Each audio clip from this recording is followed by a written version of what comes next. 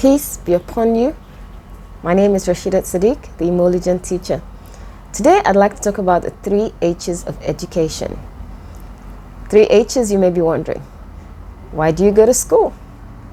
To read and write? To learn? To interact with others? Well, there are 3 main H's in education. The first one is the heart, the second one, the head, and the third one, the hands. Have you gotten it?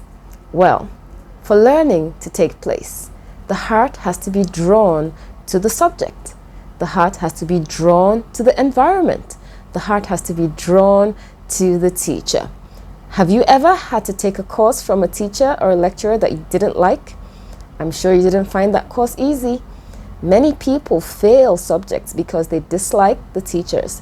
They dislike the schools. They dislike the environment. Their heart isn't in it.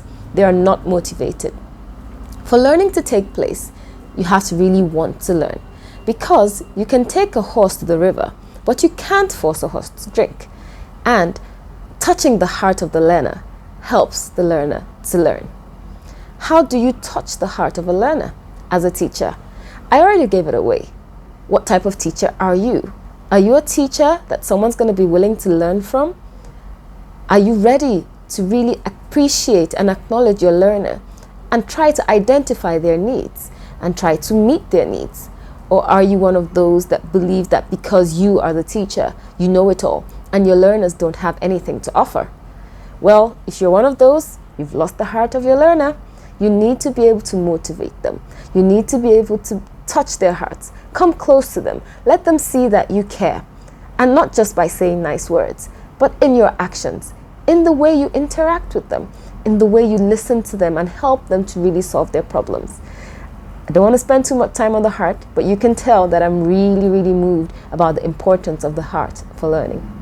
The next one is the head. And that's what most of us normally focus on when we talk about schooling and learning.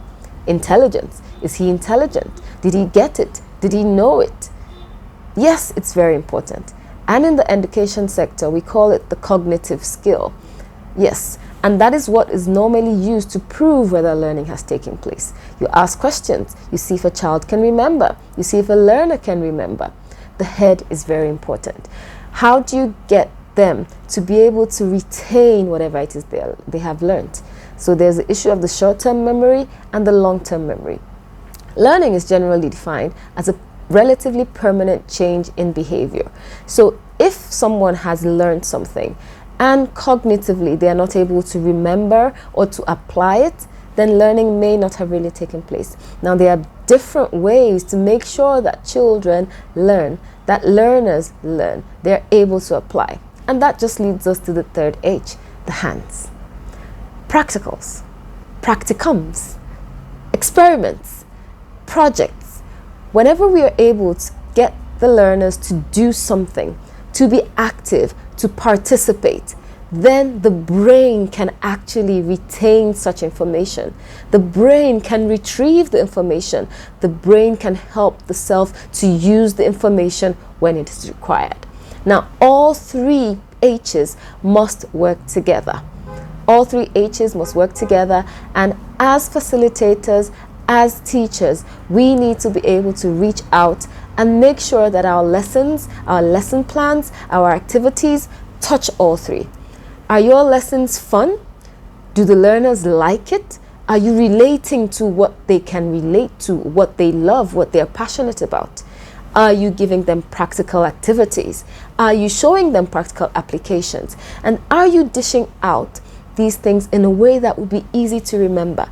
Are you taking into consideration the particular learning style that your learner prefers? If you're able to do all of this, then you've got the 3 H's covered. Of course, there's much more.